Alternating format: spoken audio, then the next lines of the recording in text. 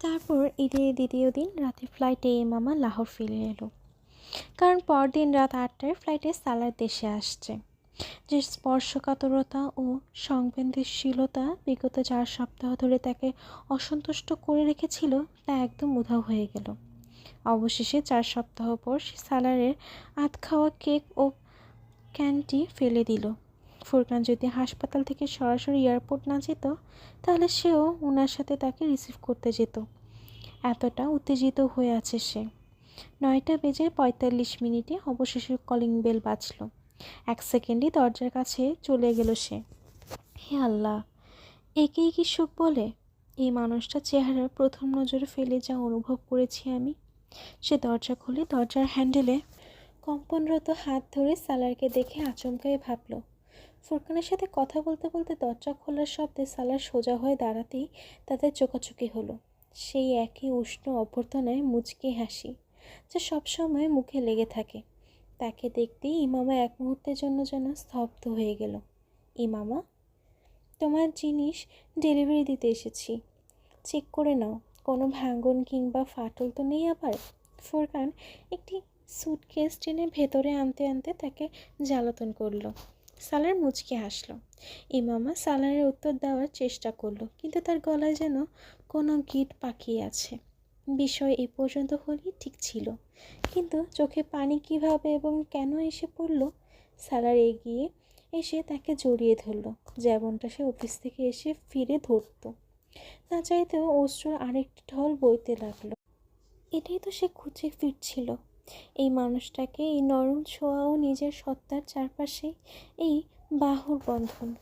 কেমন আছো তুমি? সালার তাকে জিজ্ঞেস করছিল। গলার গিট আরও বেড়ে গেল। সালার এখন তাকে বুক থেকে সরিয়ে তার মুখ অশ্রুর দিকে তাকিয়ে রইল। কি হয়েছে? সালার থমকালো। সুটকেস ভেতরে নিয়ে যেতে যেতে ফুরকান পেছনে ফিরে তাকালো। আমি এখন সালাদের জন্য পেঁয়াজ কাটছিলাম। ইমামা খানিক খাপড়ে মুচকি হাসার চেষ্টা করে, ধরা গলায় বলল। তারপর নিজের কাছেই হয়তো এই বাহানা দুর্বল মনে হলো। মাথায় একটু ব্যথা করছে, হালকা সর্দিও হয়েছে। ফুরকানের মুচকি হাসির দৃষ্টিতে সে অস্বস্তিতে পড়ে গেল, কিন্তু সালার ফুরকানকে উপেক্ষা করে তাকে পুনরায় জড়িয়ে ধরে বলল, তাহলে কোনো ওষুধ খেয়ে নিতে। চুলায় কিছু একটা রেখে এসেছি। ইমামা না দাঁড়িয়ে দ্রুত রান্নাঘরে চলে গেল। তার সামনে দাঁড়িয়ে তার চোখে চোখ রেখে মুখে বলা কঠিন হয়ে পড়ছিল। সিঙ্কের কাছে ঝুঁকে চেহারায় পানি ছিটিয়ে সে একটু পানি পান করল। গলায় কম্পন কেবল এতেই কমতে পারে। বসো, খাবার খেয়ে যাও। ইমামা লাউঞ্জে এসে শুনল সালার ফুরকানকে বলছে, না এখন না, বাচ্চারা হয়তো খাওয়ার জন্য অপেক্ষা করছে, কিছুদিন পর তবে কোথাও ডিনারের জন্য যাওয়া যায়। ফুরকান বেরোবার দরজার দিকে যেতে যেতে বলল। সালার দরজা পর্যন্ত তাকে এগিয়ে দিতে গেল। রান্নাঘরে এসে খাবারের প্লেট সাজাতে লাগলো ইমামা। সালা দরজা থেকে ফিরে ফোনে কথা বলতে বলতে রান্নাঘরের দিকে এলো। ওপাশে সিকান্দার ওসমান কথা বলছিলেন। ইমামা দেখল সালার কিচেন কাউন্টার থেকে পানির বোতল নিয়ে সেটি খুলছে। ফোন কাঁধ ও কানের মাঝে চেপে ধরে অবশেষে বোতলের চিপি খুলল। ইমামা তার গ্লাসের দিকে যাওয়ার আগে অন্য একটি গ্লাস এনে তার সামনে কাউন্টারে রাখল। সালার কাছ থেকে বোতল নিয়ে নিজেই পানি ঢালতে লাগলো। সালার সিকান্দারের সাথে কথা বলতে বলতে মাথার ইশারায় তাকে শুকরিয়া জানালো। তারপর পানি ঢোক নিতে নিতে বলল, পাপা, তোমার ভালো মন্দ জিজ্ঞেস করেছেন? ফ্রিজের দরজা খুলতে খুলতে ইমামা মুচকি হাসল। আমি এখন ঠিক আছি। সালার তার কথায় গভীরে না ঢুকে সিকান্দার ওসমানকে হুবহু জানিয়ে দিল। কাউন্টার থেকে আপেলের একটি টুকরো মুখে পুরে ওভাবে সিকান্দারের সাথে কথা বলতে বলতে সে রান্নাঘর থেকে বেরিয়ে গেল। ইমামা দূর থেকে দেখলো সালার বারান্দায় দরজা খুলে কাজগুলো দেখছে। টেবিলে প্লেটে রাখতে রাখতে আবারও তার চোখ ভিজে শুরু করলো। 1 মাস পরে এই জায়গাটা তার কাছে ঘর মনে হচ্ছে। বিষয়টা মহব্বতের নয়, অভ্যাসের। আর সে সালারের সাথে অভ্যস্ত হয়ে গিয়েছে। কখনো কখনো অভ্যাস মহব্বতের চেয়েও অধিক প্রাণঘাতী সাব্যস্ত হয়। তার হঠাৎ খেয়াল এলো সালার খাওয়ার আগে কাপড় পাল্টাবে। তাই বেডরুমে গিয়ে তার জন্য কাপড় বের করে ওয়াশরুমে ঝুলিয়ে রাখলো। ওখান থেকে বের হচ্ছিল এমন সময় সালার বেডরুমে এলো। আমি গোসল করে খাবার খাবো, সালার যেন ঘোষণা করলো।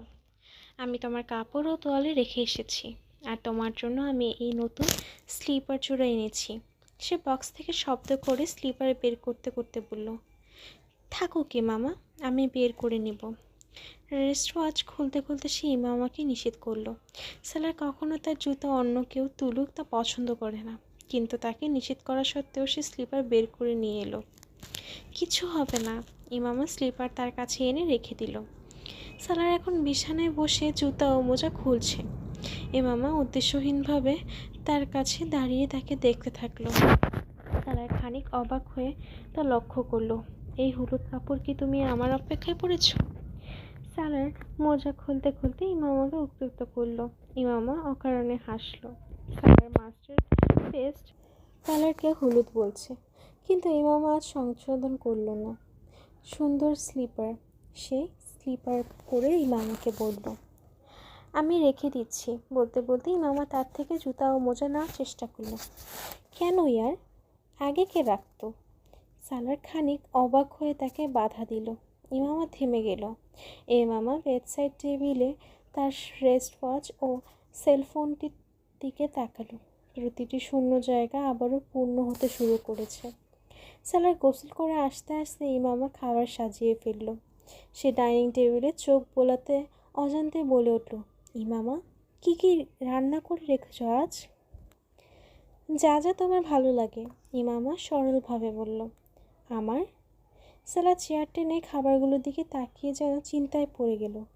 শুধু শুধু তুমি সময় নষ্ট করেছ।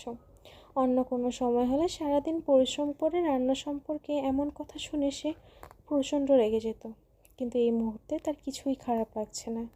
সে এতটাই নিবিষ্ট ও অভিভূত হয়ে আছে। আমি আমার সময় তোমার জন্য ব্যয় করেছি। মৃদুস্বরে সালারকে সংশোধন করল, কিন্তু তুমি হয়তো ক্লান্ত হয়ে গিয়েছ।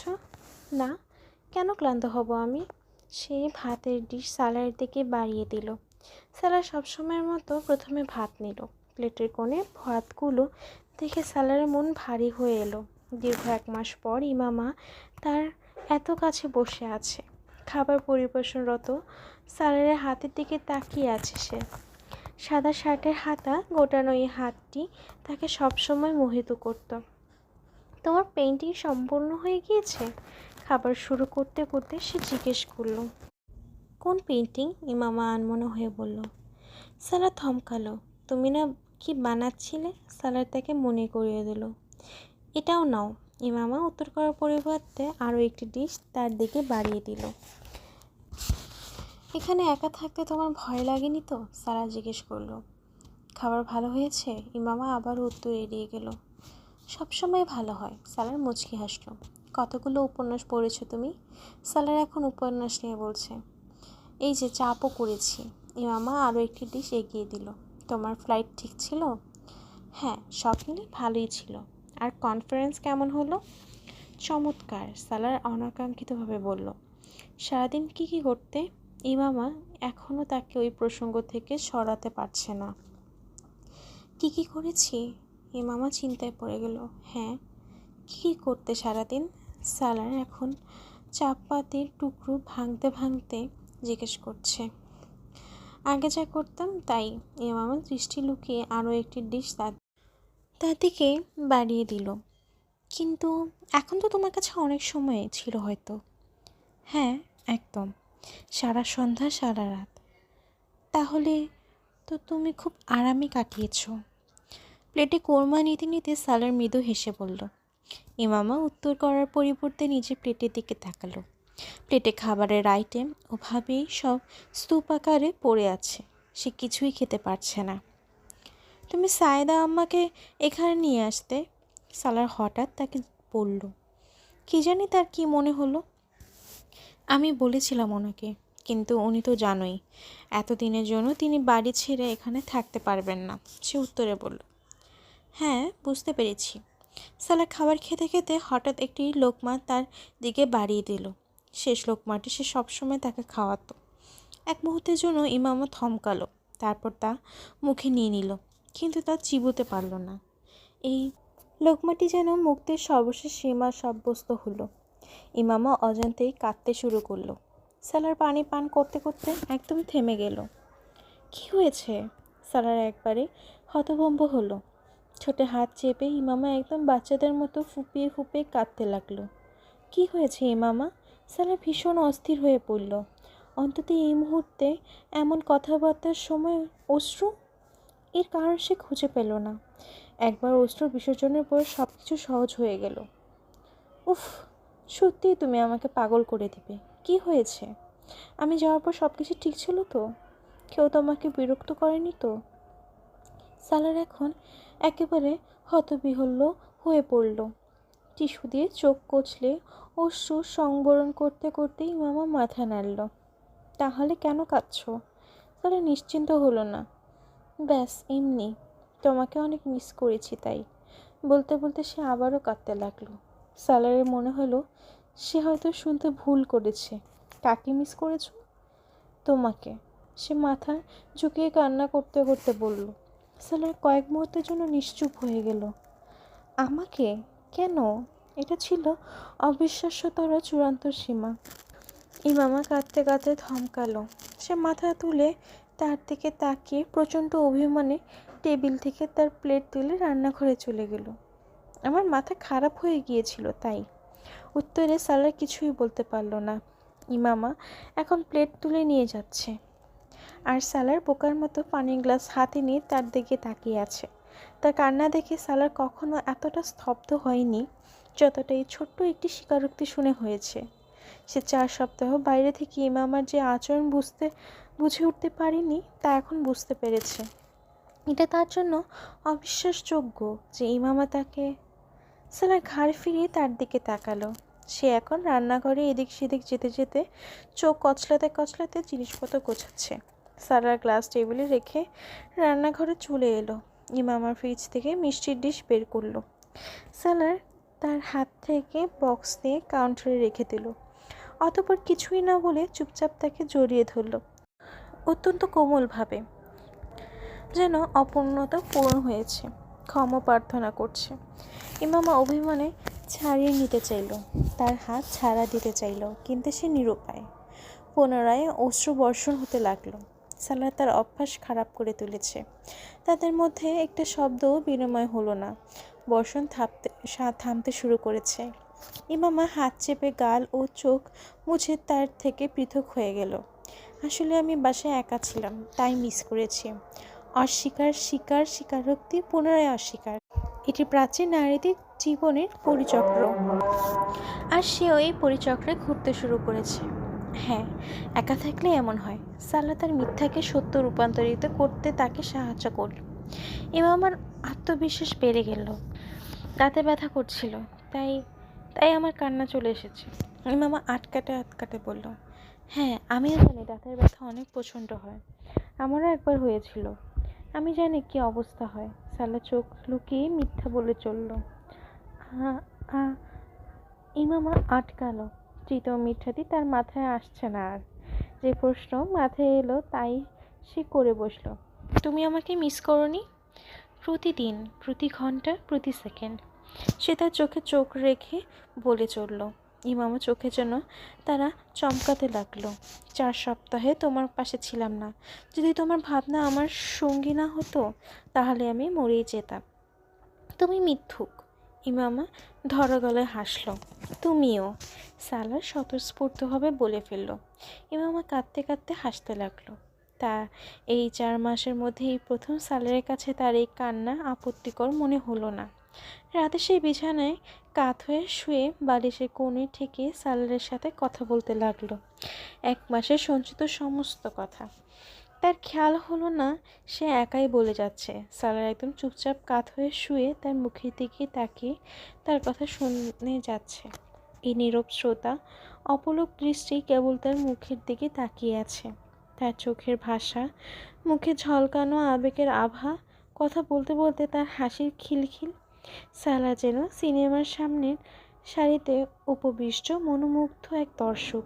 কনুইয়ের ভর করে আধশোয়া ভাব, ক্লান্ত হয়ে তার কাঁধে মাথা রেখে গতিশীল গল্প। আচ্ছা চলো এখন ঘুমিয়ে পড়ি। এই বাক্যটি ইমামা অত্যন্ত 25 বার বলে ফেলেছে। তার কাঁধে মাথা রেখে তার পুনরায় কিছু মনে পড়ে গেল। সে একবারে মাথা তুলে সালারের মুখের দিকে তাকিয়ে প্রশ্ন করে, আমি কি তোমাকে এটা বলেছি যে? সালার না বোধকে মাথা নাড়াতেই পুনরায় ওখান থেকে শুরু হয়ে যায়। নীরব শ্রোতা পুনরায় ওই সিনেমায় দেখতে শুরু করে। এটা কিসের আজান হচ্ছে? ইমামা কথা বলতে বলতে চমকে উঠল। দূরের কোথা থেকে আজানের শব্দ ভেসে আসছে। ফজরের। সালার নিশ্চিন্ত মনে বলল।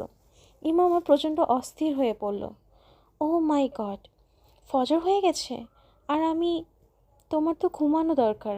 তুমি তো অনেক ক্লান্ত, আমি বুঝতে পারিনি। তুমি আমাকে মনে করিয়ে দিতে। ইমামা এখন প্রচণ্ড অনুতপ্ত হচ্ছে। আমাকে বলা উচিত ছিল তোমার। কেন বলনি? কি বলতাম? সালার এখন অত্যন্ত প্রশান্ত। এই যে তুমি ঘুমাতে চাচ্ছ। কিন্তু আমি তো ঘুমাতে চাইনি। কিন্তু আমি তো সময় টের পাইনি। আমাকে অত্যন্ত বলা উচিত ছিল। সে সত্যি লজ্জিত বোধ করছে। তোমার কি মনে হয় সত্যি আমার সময়ের খেয়াল ছিল? তুমি ঘুমিয়ে পড়ো। I am sorry. কত অনর্থক কথা বললাম আমি। তুমিও কি না কি ভাবছো? আমি তো নামাজ পড়েই ঘুমাবো। তাছাড়া আমি কেবল এটাই ভেবেছিলাম যে আজ তুমি আমার সাথে এত কথা কিভাবে বললে। তুমি তো মনোযোগ দিয়ে শোনোনি হয়তো। সে লজ্জায় হেসে ফেলল। প্রতিটা কথা শুনেছি। চাইলে পুনরাবৃত্তি করতে পারি। আজ পর্যন্ত তুমি আমাকে যখন যা বলেছ সব আমার মনে আছে, আর সবসময় মনে থাকবে। তার কথাগুলো সাবলীল, কিন্তু চোখে এক অদ্ভুত ভাষা। সে ভাষা ইমামাকে কয়েক মুহূর্তের জন্য বেঁধে নিল। এভাবে কথা বললে তোমার জন্য প্রতিটা জাগতে পারি। ইমামা দৃষ্টি লুকিয়ে ফেলল। তার থেকে খানিক দূরে সরে বালিশে মাথা রাখল সালার। ইমামা এখন সোজা হয়ে শুয়ে ছাদের দিকে তাকিয়ে আছে। ফোনের অ্যালার্ম বন্ধ করতে করতে সালার তার দিকে পাশ ফিরল। কোণে ভর করে আধশোয়া হয়ে সে ইমামাকে বলল, আরও কিছু বলতে চাও? ইমামা তার মুখের দিকে তাকালো। সালা গম্ভীর হয়ে আছে। না, সে মৃদু সুরে বলল, আই লাভ ইউ। প্রত্যুত্তরে সালারের বলা এই বাক্যটি তাকে কয়েক মুহূর্তের জন্য নিস্তব্ধ করে দিল। সালার তার পাশে তার চোখের দিকে তাকিয়ে যেন তার থেকে কিছু শোনার অপেক্ষা করছে। Thank you. সালার না চাইতেও হেসে ফেলল। একটু দীর্ঘশ্বাস ফেলে এক মুহূর্ত চোখ মুদে সালা যেন পরাজয় স্বীকার করে নিল। এখানে তার পাশে অন্য কোনো নারী হলে প্রত্যুত্তরে তার প্রতিও ভালোবাসার বহিঃপ্রকাশ করত। কিন্তু এটা ইমামা হাসেম। তার কৃতজ্ঞতা প্রকাশই যথেষ্ট। অদ্ভুত উত্তর। I love you. Thank you. এটা আমি তোমার জন্য এনেছি। 10টার দিকে সালা তার সঙ্গে নাস্তা করে বেডরুমে গেল। ইমামা টেবিল পরিষ্কার করছিল। তখন সে বেডরুম থেকে ফিরে প্যাকিং করা সুন্দর একটি বক্স নিয়ে এসে তাকে বলল, এটা কি? ইমামা টেবিল পরিষ্কার করতে করতে থেমে গেল। খুলে দেখো। সালার বক্স তার দিকে বাড়িয়ে দিল। অলংকার। বক্সের ডিজাইন দেখে ইমামা অনেকটা বুঝে গিয়েছে। সালার কোনো উত্তর না করে কাঁধ কুঁচকে চুপ করে রইল। ইমামা প্রচণ্ড আগ্রহ ভরে সতর্কতার সঙ্গে এই সূক্ষ্ম সুন্দর বক্সের প্যাকিং ছাড়িয়ে তা খুলে ফেলল। লাল মখমলের মতো নিদারুণ ঝলমলে কাপড়ের ভাঁজে দেখতে পেল একটি স্কটিশ রঙা কেস। এই কেসের ভেতর থেকে দৃশ্যমান রং তাকে ক্ষণিকের জন্য স্তব্ধ করে দিল। বর্গাকৃতি হীরার ব্র্যান্ডের উপর বসানো রয়েছে একটি অসাধারণ প্লাটিনাম ডায়মন্ড রিং। 14 ক্যারেটের এই ডায়মন্ডের চারপাশ জুড়ে রয়েছে নীলাভ নীলমণির ক্ষুদ্র ক্ষুদ্র রক্তখণ্ড। তা মিলে গঠন করেছে এক নিখুঁত গোলাকৃতি বৃত্ত। দীর্ঘক্ষণ মন্ত্রমুগ্ধের মতো আংটিটির দিকে তাকিয়ে রইল সে। তারপর একটি দীর্ঘশ্বাস ফেলে তার প্রথম প্রতিক্রিয়া জানালো, নিছক আংটিটি হীরার তাকে মুগ্ধ করছে না। তাকে মুগ্ধ করছে এই সূক্ষ্ম জটিল নকশাটি, যেখানে রত্নখণ্ডগুলো অত্যন্ত নিখুঁতভাবে জড়ানো হয়েছে। এটা অনেক সুন্দর। সে অনেক কষ্টে বলল। হাত বাড়িয়ে সালার স্ফটিকের কেসটি খুলে আংটি বের করল। অতঃপর ইমামার হাত তার হাতের মুঠোয় নিয়ে আংটিটি তার আঙ্গুলে পরিয়ে দিল। হ্যাঁ, এটি এখন সুন্দর লাগছে। আর দেখেছো কি অদ্ভুত? এটি একদম আমার আঙ্গুলের মাপ মতো। ইমামা যেন আরও খানিক উত্তেজিত হলো। তোমার আঙ্গুলের মাপ অনুযায়ী বানানো হয়েছে। তোমার একটি আংটির সাথে নিয়ে গিয়েছিলাম আমি। সালার তার আংটি পরা হাতে চুমু খেতে খেতে বলল, এটি তোমার বিয়ের উপহার। সালার তার হাত ছাড়তে ছাড়তে বলল। সে খানিক হতভম্ব হয়ে সালারের দিকে তাকালো। বিয়ের উপহার?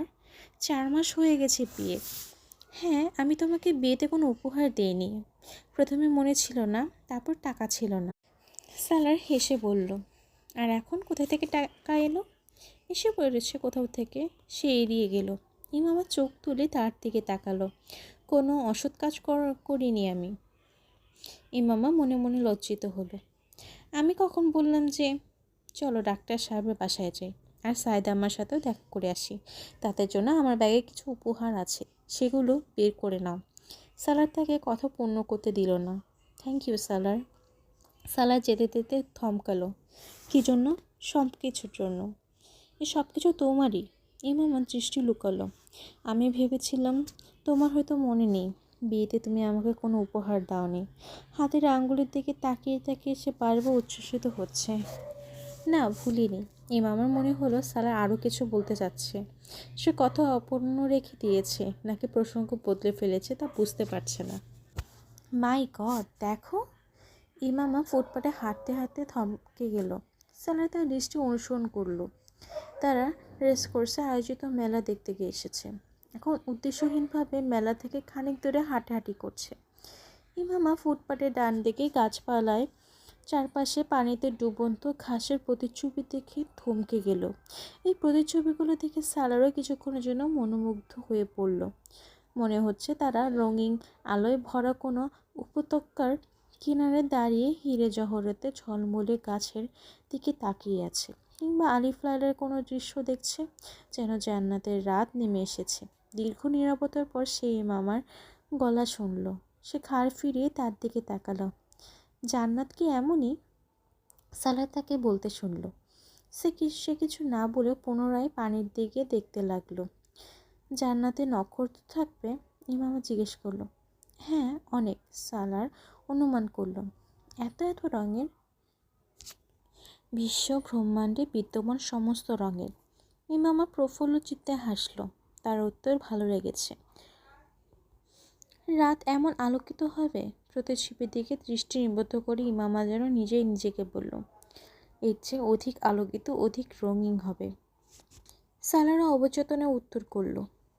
ইমামা হাত বাড়িয়ে আঙ্গুলের ডগায় প্রতিচ্ছবি ছুঁতে চেষ্টা করল। সালার সময় মতো তাকে ধরে ফেলল। গাছের বাতিগুলো জ্বলছে, পানিতে কারেন্ট থাকতে পারে। সালার রেগে গেল। আমি একে স্পর্শ করতে চাচ্ছিলাম। এটা প্রতিচ্ছবি, জান্নাত নয়। জান্নাতে আর কি থাকবে? তুমি। সালার ঘাড় ফিরিয়ে পানির দিকে তাকালো। সেখানে ইমামার প্রতিচ্ছবি দেখতে পেল। শুধুই আমি? তুমি থাকবে না? জানি না। সালার পুনরায় ঘাড় ফিরিয়ে অদ্ভুত হাসি টেনে তাকে দেখল। তাহলে তুমি কিভাবে জানো যে আমি ওখানে থাকবো? ইমামা তাকে খানিক বিরক্ত করতে চাইল। জান্নাত ব্যতীত অন্য কোথাও কি রাখা যেতে পারে তোমাকে? সালার প্রত্যুত্তরে প্রশ্ন করল। ইমামা হাসতে লাগলো। এত সহজে পাওয়া যায় জান্নাত? সে সালারকে বলল, আমি সহজে পাবো না, কিন্তু তুমি সহজেই পাবে। সালার স্বর পুনরায় অদ্ভুত হয়ে গেল। কেন? ইমামা অস্থির হলো। তুমি যেভাবে প্রতিটি জিনিস জান্নাত খুঁজে পাও, আমি আজ পর্যন্ত তা খুঁজে পাইনি। এই জন্যই বলছি, সালার ঠিকই বলেছিল। 2 দিন আগে বাসার জন্য যে একটি ল্যাম্প কিনতে গিয়েছিলাম, ইমামা রাতে উপন্যাস পড়তে পড়তে হঠাৎ ল্যাম্পশেডের দিকে তাকিয়ে রইল। সালার তার মেইল চেক করে ল্যাপটপ বন্ধ করছিল। তখন সে ইমামাকে তাকাতে দেখল। কি দেখছো তুমি? সালার অবাক হলো। বিউটিফুল। সে ল্যাম্পশেডের দিকে তাকিয়ে স্বতঃস্ফূর্তভাবে বলল, হ্যাঁ, সুন্দর। সালার স্বাভাবিকভাবে উত্তর করল, এটা কি ফুল? ফুল? সালার হতবাক হয়ে ল্যাম্পশেডের দিকে তাকালো। এই প্রথম সে পার্ল কালারের আবরণে নির্মিত নকশাটি দেখতে পেল।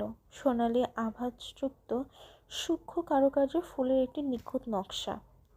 এটি গোলাপ না, টিউলিপও না। ইমামা যেন ফুলগুলো চেনার চেষ্টা করছে, তারপর যেন পরাজয় মেনে নিল। এমন ফুল জান্নাতে থাকবে? সালার হাসতে লাগলো। আচ্ছা, দেখো, এই ফুলের রং বদলাচ্ছে, কিন্তু এটা তো রং বদলাচ্ছে না। বরং পাপড়ি মেলে ফুটেছে। সালার যেন কোনো জাদুর ঘোরে ঢলে পড়ল। এ ফুল সত্যিই ফুটেছে। লাভলি, মনোমুগ্ধকর। সালার প্রশংসা না করে থাকতে পারল না। সে এখন বুঝতে পেরেছে এই ল্যাম্প এত দামি কেন। তারও 1 সপ্তাহ আগে মামা তার ড্রয়ার পরিষ্কার করতে গিয়ে তার ওয়েস্ট পেপারের ঝুড়ি থেকে একটি পোস্টকার্ড তুলে তার কাছে নিয়ে এসেছিল। হ্যাঁ, এটা ফেলে দিয়েছি আমি, অকেজ।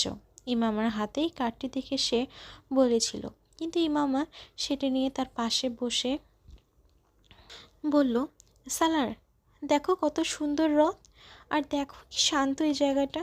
সালার তার হাত থেকে কার্ডটি নিয়ে তাকে এক পলক তাকায়। ওটা ছিল কোনো চিত্রকর্মে একটি পোস্টকার্ড, কোনো চিত্রশিল্পীর আঁকা ল্যান্ডস্কেপ। খুব ছোট্ট, অগভীর পাড়ের নিবিড় একটি হ্রদ, তার চারপাশে বনফুলে ঢাকা। সে ফুলগুলোর প্রতিবিম্ব এসে পড়ছে স্বচ্ছ জলের উপর। কিছু ফুল খসে পড়েছে জলের গায়ে ভেসে বেড়াচ্ছে। তার কিনারে বাঁধা একটি ছোট্ট নৌকা, তাতে একটি বৈঠা পড়ে আছে। বোঝাই যাচ্ছে নৌকাটি কেবল 2 জন মানুষ আরোহণে উপযোগী। হ্রদের ছাদ জুড়ে কিছু জলচর পাখি উড়ে বেড়াচ্ছে। এটি চন্দন কাঠের তৈরি। এই নৌকাটির রং দেখো, এটি চন্দনের রং। ইমামা পোস্টকার্ড আঙ্গুলে ফিরিয়ে ফিরিয়ে তাকে দেখাতে লাগলো। মনে হচ্ছে এত চড়ে সাত সকালে কেউ কোথাও যায়, একটি সুবাসিত সুরভিত ভেজা নৌকায় চড়ে। সে সঙ্গে শীতল বাতাস বইছে। হ্রদের গায়ে এই নৌকায় চড়ে সুবাসিত বাতাসের দমকা হাওয়া একটু কল্পনা করো। সালার অনাকাঙ্ক্ষিত দীর্ঘশ্বাস ফেলল, এমন যেন ইমামা নিজের আঁকা ছবি দেখে নিজেই প্রফুল্ল হচ্ছে। কি সৌম্য শান্ত নীরবতা এই দৃশ্য, এমন যেন এটি জান্নাত। আমি না বললে তো তুমি এটা ফেলে দিচ্ছিলে। সারার অবচেতনেই তার মুখের দিকে তাকিয়ে রইল। সে সত্যিই তার জীবনে না এলে সে জান্নাতকে। সেলফোন দিয়ে এর একটি ছবি তুলে নাও। ইমামার ডাকে সে চমকে উঠল। সে এখনও এই ছবিটির দিকে তাকিয়ে আছে। সালার সেলফোন বের করে কয়েকটি ছবি তুলে ফোন তার হাতে ধরিয়ে দিল। ইমামা একে একে সবগুলো ছবি দেখে প্রশান্ত হয়ে গেল।